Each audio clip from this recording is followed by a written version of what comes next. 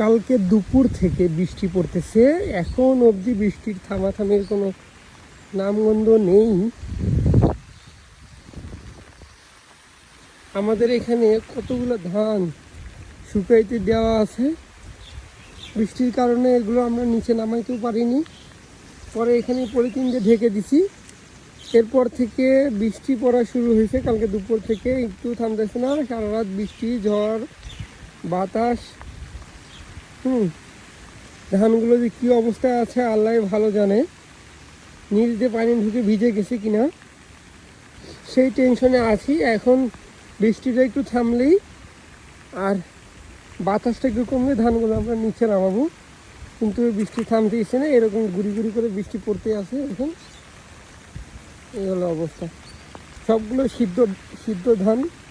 আল্লাহ ভালো জানে কী অবস্থা, এখন কি আছে, নিচ দিয়ে পানি ঢুকে ভিজে যেতে পারে।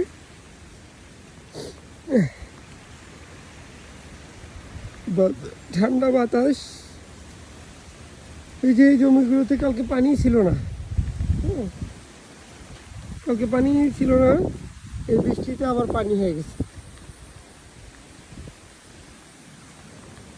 লাউ গাছে ফুল এসেছে, এই যে সুন্দর।